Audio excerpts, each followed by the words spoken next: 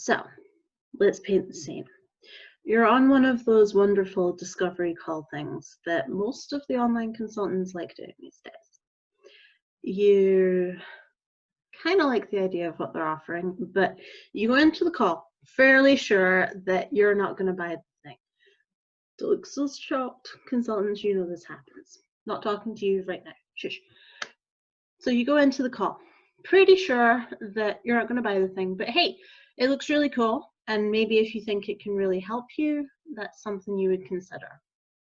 So you're talking away and you're getting excited. They first asked you what it is you're looking for, and now they seem pretty convinced that they can give you what you need if only you work with them. So, let's talk in. And it seems like a really good idea. And you say those magical words that, are perfectly reasonable. I need to think about it. Or let me go check my budget and get back to you. Very reasonable things. And then it happens. The hard sell. Now, a lot of the time, you can just look at the hard sell and go, hey, whatever, not interested. And that's exactly the right response for that in this day and age, by the way. Because if someone is hard selling you, they've not really listened to you as a person. And I would go so far as to say they don't respect your ability to make your own choices. So everything that happens after they start hard selling you is not fair game. But sometimes it's a little harder. Sometimes they say something like,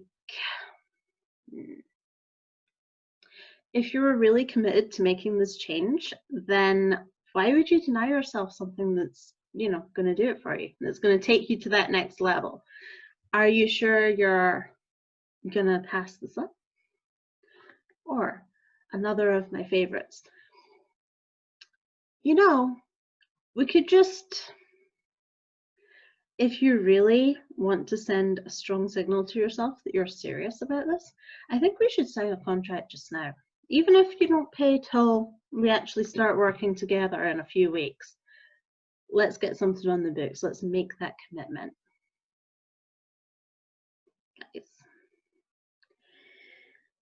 Now, lest we think I'm sitting here from a position of, oh, I would never do that. I've done that so many times. I've been on both sides of this, actually. I have signed up because of a hard sell before and regretted it. And I'm not even talking in the distant past here. I think my most recent one was May.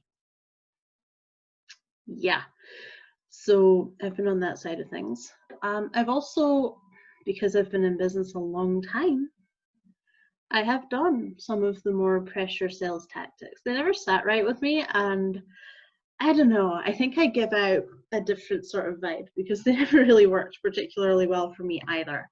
I've always done better with selling when I have just talked to people like they're people, presented what the offer is, and then let them think about it like adults with their own agency.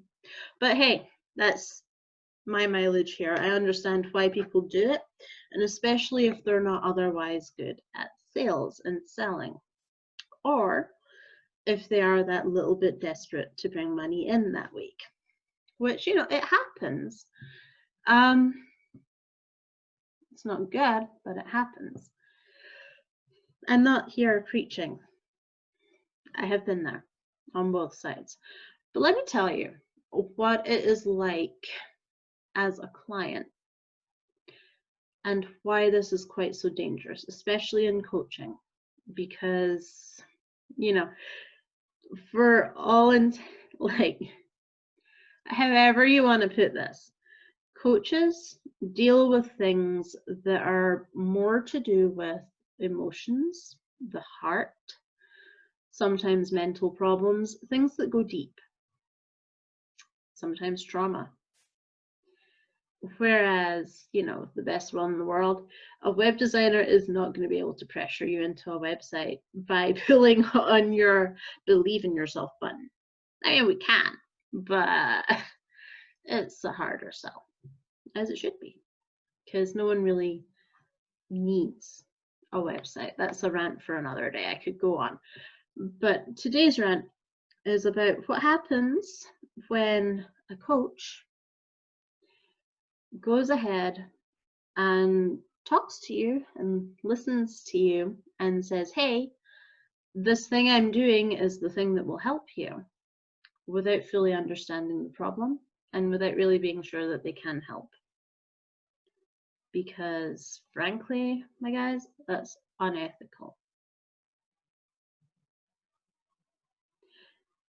Yeah. So what happens is, say that you're a confidence coach, right?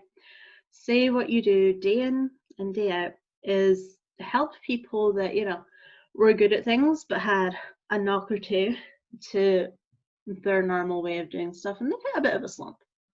And your job in general is to bring them back out of that slump. So say that's what you do. And you get someone on one of your discovery calls, or your initial consults, or whatever you want to call them. Coffee chats are another thing. But say you get someone on one of those and they say, well, like, I have this good idea, but things have been hard lately. I'm not sure if I can really do this. Like, I want to believe I can, but it's just not fucking working. Like, I'm doing the work, I'm not getting anywhere. And, it's starting to hit me right in the confidence feelings. And, I used to be so on the ball, but now I'm not. See, that's what someone's saying to you in your discovery call. Now, you might look at that as a confidence coach and go, whoa, confidence, I can fix confidence, yay. You're not wrong. You probably can in some cases. Or you might look at that as a breakthrough income coach and go, oh, I help people with breakthroughs, yay. You're equally not wrong. But what if that client then says to you that the reason their confidence was knocked was because of something bad that happened in their business or in their life? Or, they're just starting this process for being diagnosed with something mental healthy and it's a big deal. Is your answer still the answer at that point? Maybe, but maybe not. Where you run into trouble here is when you take these people who are vulnerable to a hard sell. Like, let's not sugarcoat that very much. When people are in that sort of emotional space and someone offers to fix it for them, yeah, they're vulnerable to that shit. And if you then use the more common pressure tactics of, if you're serious, if you're committed, if you believe in yourself, let's get something down here, let's make that happen, to name 5.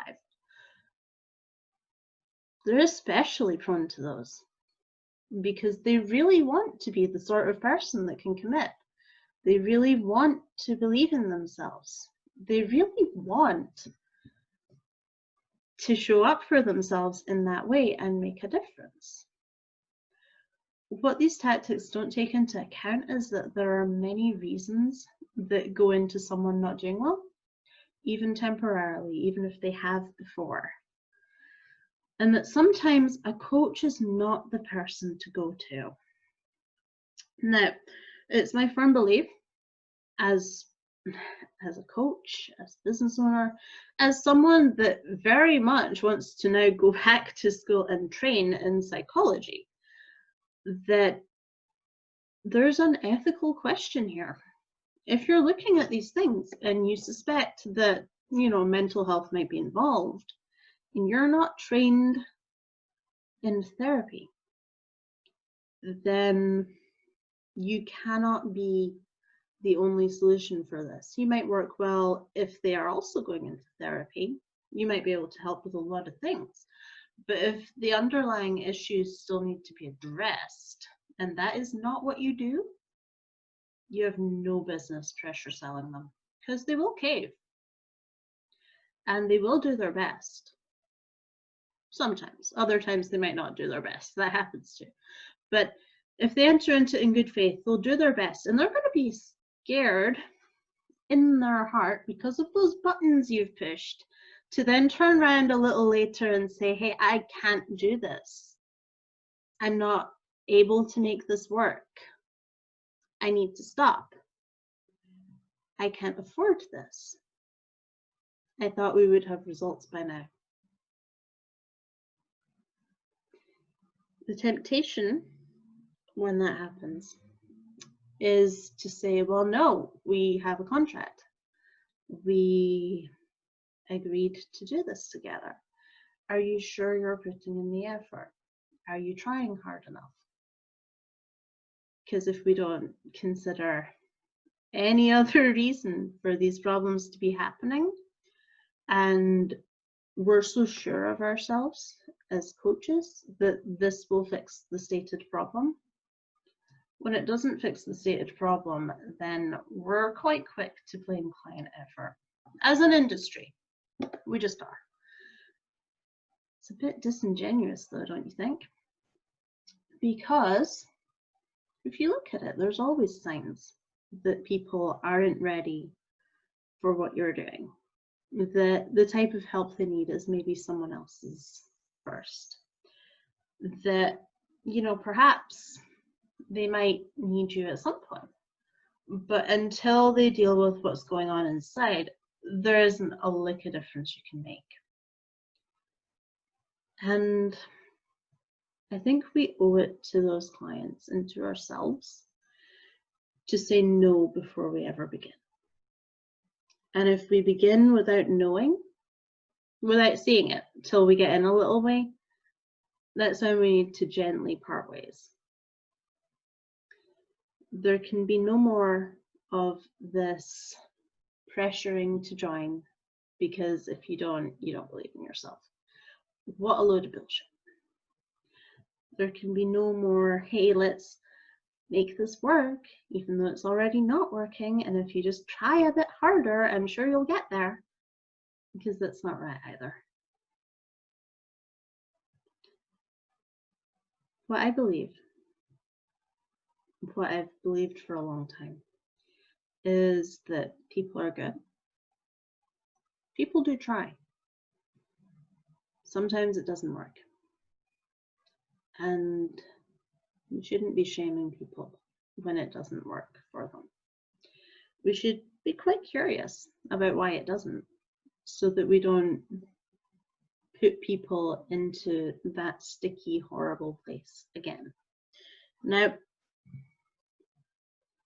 obviously, if you are a client to one of these people and you're already in that space, then yeah, you need to honor whatever agreement you've signed. If you can't continue to show up, you have permission to stop. That doesn't make you a bad guy. That doesn't make you a failure. That doesn't make you anything really, except possibly prudent. If it's not working, stop digging. It's not your only chance at success. It's not your only way out. Take care of the obligations you have. Reach out to your coach. Talk about it. Because see, these coaches that do this, they're often very reasonable people that have just had some really bad sales advice. They're not out to make you feel bad. They're not out to put you into debt.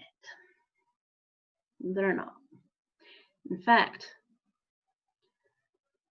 whether you agree with Ramit Sethi or not, one of his main things is for his courses, and he's a pretty big name. He's the I will teach you to be rich guy. For his big courses, you physically cannot join if you have credit card debt. He's very clear on this point. because he doesn't want to be responsible for putting people in a worse position. And to him, the first thing you should be doing every time is working on that. So, you know, big names think it, it's likely your smaller names think it too.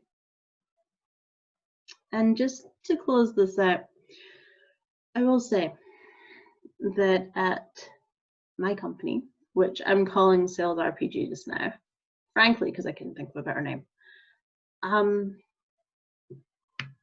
I don't pressure. It's pretty unlikely you'll see me hard sell ever. I will offer things to you if I think that it will help you. And that is about it. A lot of mine you can't even get on until we've already worked together. There's a reason for that. So in closing, if you do want to hear more, obviously subscribe to the channel. But there is a free quiz over on my site that will help you identify your biggest productivity blocks. And there's an elemental field guide that I do also on the site, I'll link to that down below, that you might find helpful from that perspective as well. So until next time, bye.